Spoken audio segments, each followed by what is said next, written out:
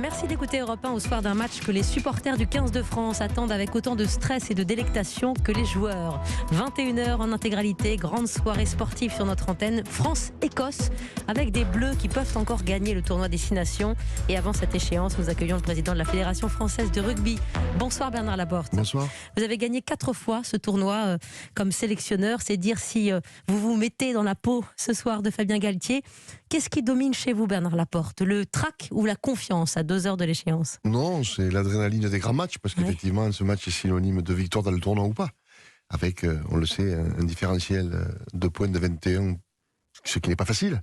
Donc voilà, on fait de la compétition pour ces matchs-là. Donc je suis bien sûr moins imprégné que quand j'étais sélectionneur, mais comme tout supporter de l'équipe de France, ouais, je suis très excité de voir ce match et je suis confiant aussi. Je pense que notre équipe est capable de le faire. Différentiel de points, 21 points. À ce stade de la compétition, c'est quand même du costaud, ça relève de l'exploit, honnêtement. Oui, oui, parce que l'équipe d'Écosse est une bonne équipe. C'est surtout ça. Donc, ce sera pas facile, mais cette équipe est capable de le faire. Elle est tellement géniale, elle nous transmet tellement d'émotions que je suis convaincu qu'elle est capable de relever ce challenge. Des Bleus qui sont allés puiser tout ce qu'ils avaient en eux la semaine passée, c'est exactement ce qu'il faudra reproduire ce soir dans les tripes. Oui, exactement la même chose. Je crois que quand Paul Villemc a été exclu, moi le premier, je ne pensais pas que cette équipe soit capable d'inverser la vapeur. On était mené au score, on était en infériorité numérique, et là, paradoxalement, à ce moment-là, il y a un effet qui s'est créé, ils se sont vraiment ressaisis, resserrés, et effectivement, il faudra faire la même chose face à l'Écosse pendant 80 minutes si on veut relever ce challenge. C'est ce que vous aimez chez eux, Bernard Laporte, chez ce collectif, beaucoup de solidarité, beaucoup d'énergie, et j'allais dire peut-être la prime à la jeunesse, 26 ans de moyenne d'âge, ce 15 de France qui peut se féliciter d'être à ce niveau peut-être l'équipe la plus jeune, mais aussi la moins expérimentée du tournoi. Est-ce que ce 109 est tout de même un ingrédient possible pour cette victoire ce soir? Oui, c'est possible, mais comme je disais, il faut laisser le temps au temps. Bien sûr. Cette équipe, elle a depuis la Coupe du Monde 2019, c'est-à-dire elle a même pas 18 mois d'existence. Donc voilà, laissons-la grandir, laissons-la évoluer. Elle évolue bien, elle est aussi capable de faire de grandes choses, mais elle maîtrise aussi le fait que elle a perdu en Angleterre. Ça a été difficile contre les Gallois. Elle sait, encore une fois, qu'elle a des efforts, du travail à réaliser, mais l'état d'esprit est bon. Et ça, c'est le plus important, effectivement. Et quand on veut réaliser un exploit, comme il faudra le faire tout à l'heure, il faut d'abord ça. Cette solidarité que vous évoquiez, cette envie d'être ensemble, d'être grand, de faire des choses immenses. Il faut ça. Cet état d'esprit, cette équipe, elle l'a. Et elle devra s'appuyer là-dessus pour faire ce grand match. 21h, les Bleus qui affrontent l'Écosse et qui devront gagner avec 21 points d'avance et marquer au moins 4 essais. On en parlait de cet effort à réaliser. La France n'a pas gagné depuis 2010. On peut donc comprendre ce qui mentalement se passe dans la tête des supporters. Ça c'est acquis, mais dans la tête de ces joueurs aussi. Sauf que là, il faut se déconnecter de cette pression. Le fait que, à cause du Covid, il n'y ait pas de public, est-ce que cela finalement facilite un petit peu les choses ? Oui, c'est une arme à double tranchant, le fait qu'il n'y ait pas de public. Effectivement, il y a moins de pression quand tu reçois, mais il y a moins de soutien aussi. Je m'imagine le match de samedi dernier avec 80 000 personnes au Stade de France. Ça aurait été renversant, ça aurait été énorme. Et là, le public aurait été un atout majeur.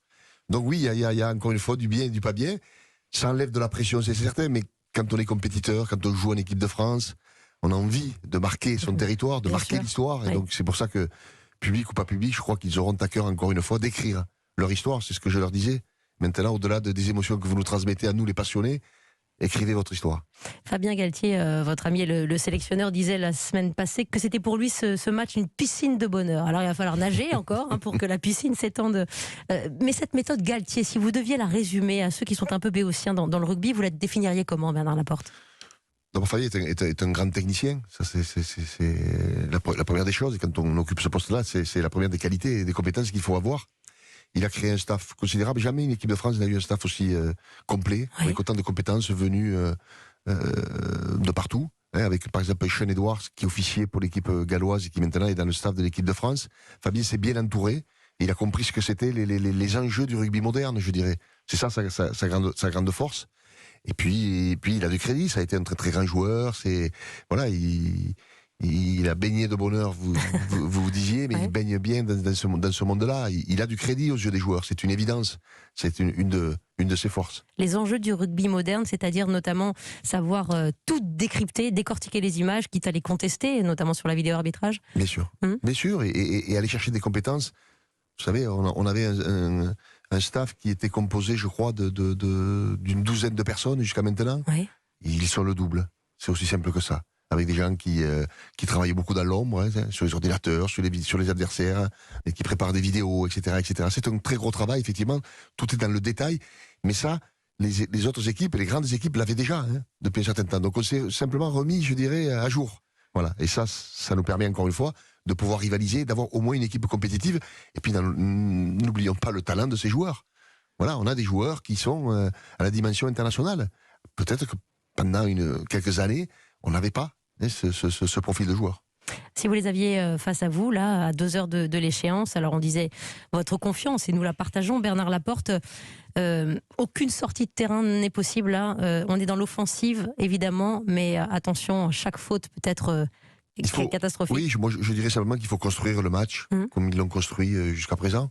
Ça ne sert à rien de dire on va attaquer de partout. Non, il faut construire un match. On sait très bien que la première mi-temps sera, en termes d'intensité, plus dure que la deuxième, parce qu'après il y a la fatigue qui arrive, etc. Donc tout va jouer. Voilà. Il faut laisser le temps au temps. Là aussi, ce sera certainement le leitmotiv.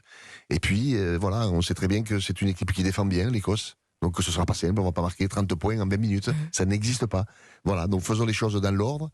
Et puis, ce qui sera, bien sûr, très important, c'est les 30 dernières minutes.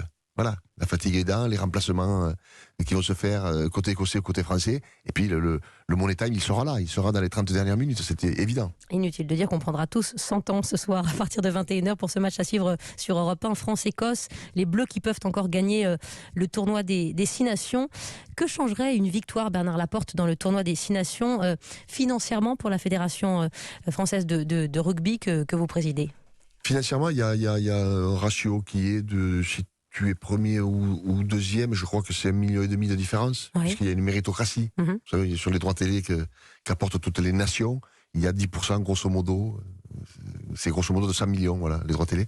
Donc aux alentours de 10 millions qui sont à la méritocratie, le premier, avec Grand Chelem ou pas, le deuxième, le troisième, le quatrième.